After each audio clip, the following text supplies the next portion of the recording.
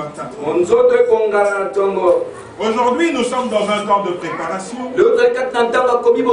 Et concernant cette préparation, l'Écriture dit au verset 14, heureux ceux qui lavent leur robe, afin d'avoir droit à l'arbre de vie et d'entrer par les portes dans la vie. Et le Seigneur dit au verset 16 qu'il a envoyé son ange afin de pouvoir attester ces choses dans les églises. Mais le même Seigneur qui a envoyé son ange pour attester ces choses dans les églises dit encore dans le livre d'Apocalypse chapitre 3 au verset 20, voici je me tiens à la porte, je frappe. Si quelqu'un entend ma voix et ouvre la porte, j'entrerai chez lui, je souperai avec lui et lui avec moi. Celui qui vaincra, je le ferai asseoir avec moi sur mon trône, comme moi j'ai vaincu et je me suis assis avec mon Père sur son trône. Que celui qui a des oreilles entendre ce que l'Esprit dit aux églises. Alors que nous sommes dans un temps de préparation, il s'agit à chacun de pouvoir laver sa robe. Cette robe ne se lave pas n'importe comment. Parce que le Seigneur nous donne des instructions pour pouvoir nous montrer comment est-ce que cela doit être fait. Vous verrez quand même dans le naturel, lorsque vous lavez un vêtement, même si vous utilisez une machine à laver, mais vous avez une étiquette à l'intérieur du vêtement qui vous dit à quelle température vous devez laver ce vêtement. Il y a par exemple des vêtements qui sont faits en laine. Des chaussettes par exemple en laine. C'est par exemple une pointure numéro 43. Mais si vous lavez ça à 100 degrés, à la sortie vous aurez une chaussette de bébé. Elle va se rétrécir à cause de la chaleur. Parce que vous n'avez pas suivi les instructions. Donc de même aussi en ce qui concerne la préparation, l'Esprit parle à l'Église et dit à l'Église comment elle doit pouvoir se préparer. C'est ainsi que dans le livre de Romains, il nous est dit ceci. Dans Romains chapitre 15, il est dit: or, tout ce qui a été écrit d'avance l'a été pour notre instruction, afin que par la patience et par la consolation que donnent les Écritures, nous possédions l'espérance. Une espérance qui est attachée aux promesses. Mais encore l'Écriture précise que ce qui a été écrit d'avance, entre les lignes, entre les lignes, rien n'est écrit. Nous ne prêchons pas ce qui est entre les lignes. Parce que entre les lignes, rien n'est écrit. Si vous avez un songe, une révélation, une vision, mais il faut que ce soit conforme aux instructions qui sont écrites. Si ce n'est pas le cas, alors ça peut être une instruction pour d'autres.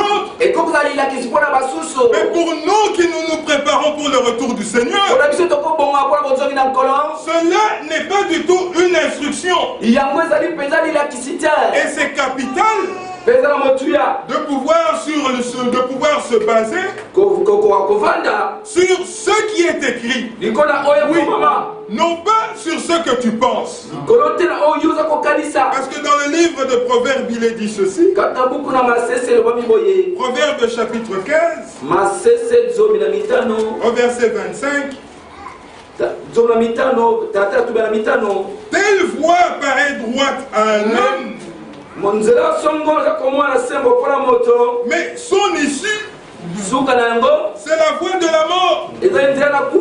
Donc l'homme peut analyser une situation et voir qu'il y a lieu de pouvoir agir d'une certaine manière. Et même ceux qui se retrouvent autour de lui peuvent lui dire que la pensée est tout à fait juste. Nous pouvons prendre cet exemple dans le livre de Chroniques. Chronique 1 Chronique chapitre 13. L'Écriture dit ceci.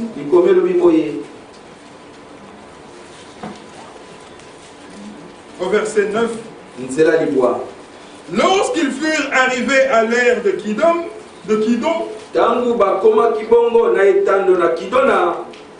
Uza étendit la main pour saisir l'arche.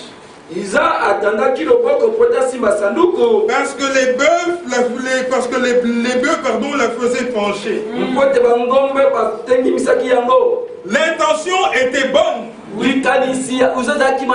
L'arche de l'alliance était portée par des bœufs.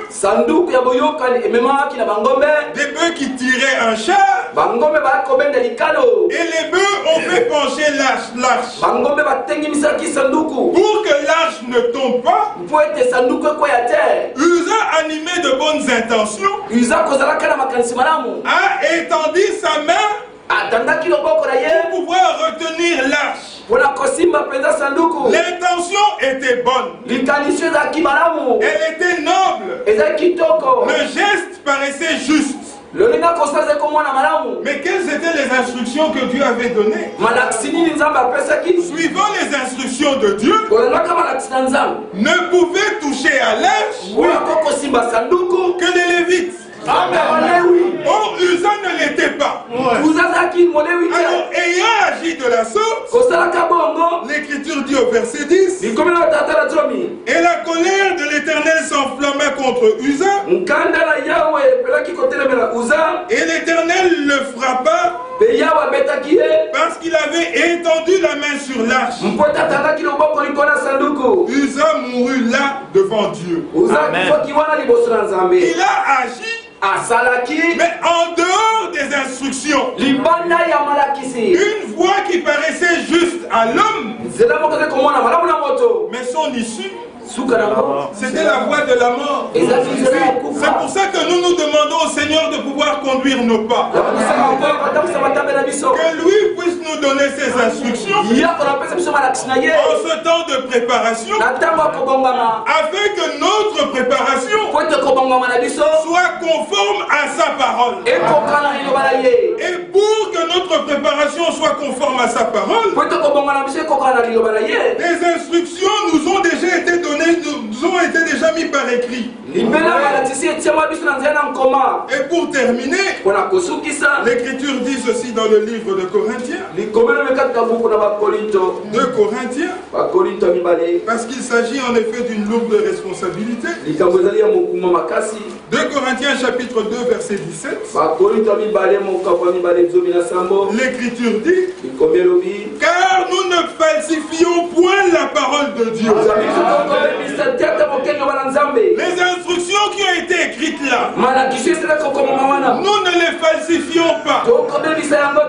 Il dit, comme font plusieurs, mais c'est avec sincérité. Et c'est de la part de Dieu que nous parlons en Christ. Nous parlons en Christ à ceux qui sont en Christ. Il dit, nous parlons en Christ devant Dieu. Quelle responsabilité! Nous ne sommes pas simplement devant des hommes, mais c'est en Christ et devant Dieu que nous prêchons cet évangile. falsifier la parole du Dieu Tout-Puissant? Devant lui, quelle responsabilité? Il s'agit de pouvoir se préparer conformément aux Saintes Écritures. Alors encore aujourd'hui, au travers des Saintes Écritures, le Seigneur nous donnera encore des instructions afin que nous soyons prêts pour le jour de sa venue. Même comme nous savons, il s'agit d'une résolution divine. Lui-même veille pour pouvoir accomplir toutes choses avec nous. Amen. Que le Seigneur vous bénisse. Amen. Frère Élie.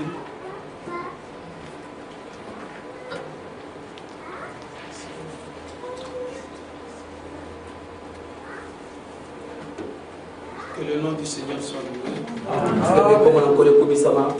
toutes les bonnes paroles que nous avons entendues depuis que le service a commencé. Ce n'est pas pour rien que le Seigneur peut rassembler son peuple. S'il n'a pas quelque chose à communiquer à son peuple. Parce que si le Seigneur ne nous communique rien,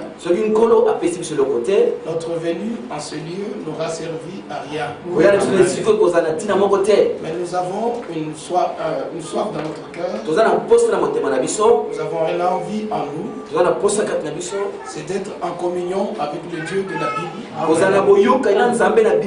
Une communion véritable par sa parole et son esprit, et que nous ne puissions pas être déçus à la fin de la course. Le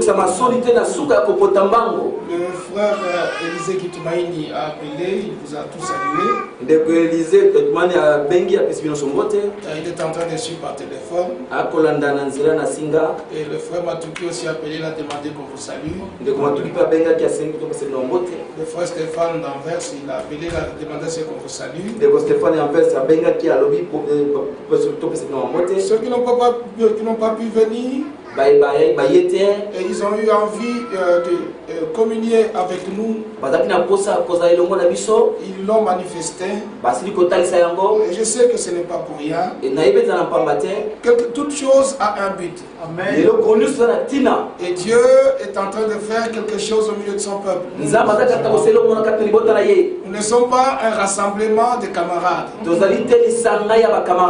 ne sommes pas dans une assemblée des Aïrois ou des Africains. Nous sommes là autour de la parole de Dieu. Et nous devons privilégier l'esprit de la parole de Dieu. Mais non pas un esprit congolais. Mais non pas un esprit français. Mais non pas un esprit de lingalaphone. Mais nous avons l'esprit de Christ. On doit avoir le langage de l'écriture. Et c'est en rapport avec cela que nous avons déjà été exhortés depuis le commencement. Ce n'est pas un secret pour personne. Tout le monde sait que la fin de toute chose est proche. Et en rapport avec la fin très proche de toute chose, nous avons besoin des instructions de Dieu. Nous avons besoin de savoir qu'est-ce que Dieu attend de nous. Et nous aussi nous avons besoin de savoir qu'est-ce que nous attendons de Dieu pour échapper à la colère à venir.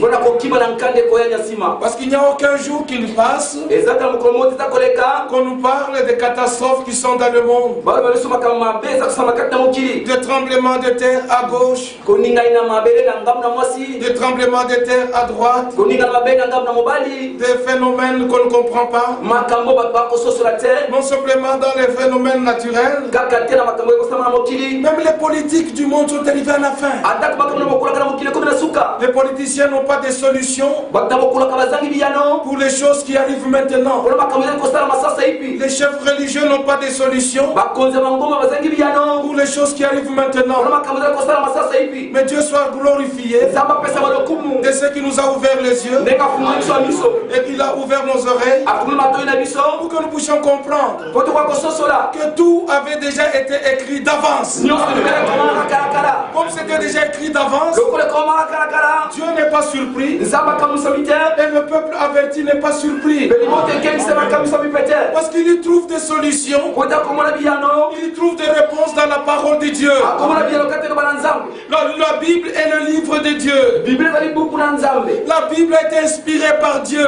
Et il est écrit, c'est se pousser par le Saint-Esprit que les hommes ont parlé de la part de Dieu. Autrement dit, Dieu a utilisé les hommes pour faire entendre sa voix, pour faire connaître sa volonté. Et dans le livre de Jérémie, il est écrit, je leur ai envoyé des prophètes dès le matin, mais ils n'ont pas fait attention aux paroles des prophètes. Nous pouvons le lire rapidement dans Jérémie. Jérémie au chapitre 25. Et nous lisons ceci à partir du verset 3. Depuis la 13e année des Josias, fils d'Amon, roi de Juda, il y a 23 ans que la parole du Seigneur m'a été adressée. La parole du Seigneur m'a été adressée depuis 23 ans. Jérémie connaissait à partir de quel moment la parole lui a été adressée. Parce que Dieu, le Seigneur, lui avait déjà dit dans Jérémie chapitre 1er, ne dis pas que je suis un enfant. Non, parce que moi le Seigneur, depuis que tu étais dans le sein maternel, je t'ai connu, te connaissant, je t'ai choisi, pour un but, et je t'ai établi pour que tu sois prophète. Pendant que tu étais encore dans le sein maternel, moi j'avais déjà pris les décisions. Aujourd'hui, ne me dis pas que je suis un enfant, car moi-même je prendrai mes paroles, je les mettrai dans ta bouche. Ne crains pas le peuple devant qui tu te tiendras, car la parole c'est ma parole, le peuple c'est mon peuple. Toi dis-leur ce que moi je te dirai.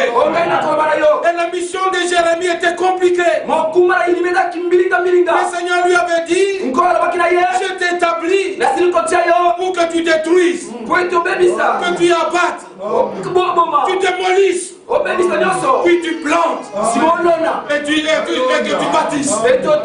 Les gens ont déjà bâti leurs choses, et que toi tu arrives pour démolir. Les gens ont déjà semé leurs plantes, ils dansent autour de la plante jour et nuit, et ils pensent que c'est l'œuvre de Dieu. Et toi tu arrives, tu commences à couper, à déraciner, tu commences à démolir. C'est pas facile.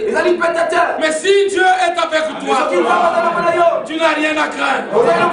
C'est pourquoi Dieu devrait rassurer Jérémie. Tu ne les crains point. Et ne dis même pas que je suis un enfant, parce que ça ne dépend même pas de l'âge. Ça dépend de ce que Dieu met dans l'homme. C'est ce qui est important. C'est ainsi que nous verrons même dans le Nouveau Testament. Paul exhorte Timothée en disant que personne ne méprise ta jeunesse. Que personne ne méprise ta jeunesse. Prêche la parole. Insiste en toute occasion, favorable ou non. Parce que je sais que viendra un temps où les gens ne supporteront pas la doctrine saine. La doctrine saine. Ils ne la supporteront pas. Ils aimeront des doctrines malades. À quoi nous sert une doctrine qui est malade? Nous avons besoin des doctrines saines. Une parole pure. Un enseignement correct. Fondé dans les écrits de la Bible. Alléluia.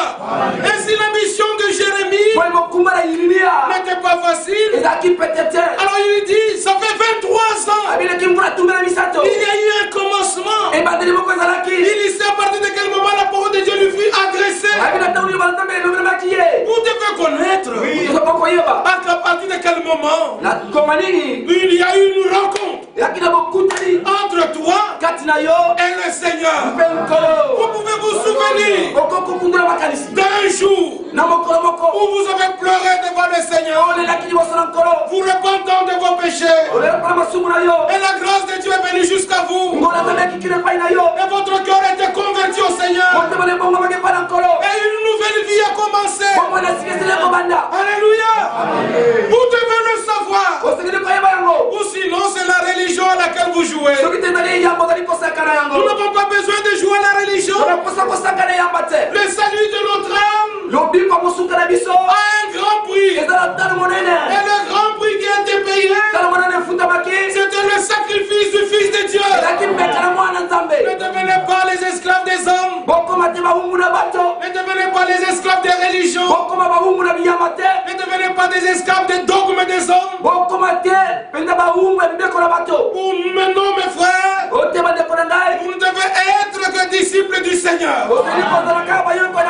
Dans ce temps précieux de la fin, nous avons besoin d'entendre la parole du Seigneur. Et la parole du Seigneur doit nous attirer au Seigneur.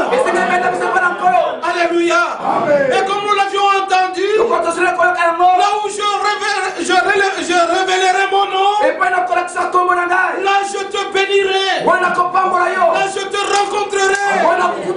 Nous avons besoin que le Seigneur nous conduise là où il révèle son nom, là où il manifeste sa présence, là où lui-même agit selon sa volonté. Alors Jérémie dit, depuis la 13e année de Josias, fils d'Amon, roi de Juda, il y a 23 ans que la parole du Seigneur m'a été adressée. Je vous ai parlé dès le matin, et vous n'avez pas écouté. Le Seigneur vous a envoyé tous ses serviteurs, les prophètes, il les a envoyés dès le matin, et vous n'avez pas écouté. Vous n'avez pas prêté l'oreille pour écouter. Ceux qui refusent d'écouter les envoyés de Dieu, ils ne subiront que ruine. Ils ne subiront que de destruction. Ils ne subiront que douleur. Alors aujourd'hui nous voulons exhorter le peuple de Dieu. Tant que le Seigneur vous a ouvert les yeux pour reconnaître les envoyés de Dieu, gardez-vous. Comme il est dit dans Hébreu au chapitre 11, chapitre 12. Hébreu chapitre 12, nous pouvons lire ceci.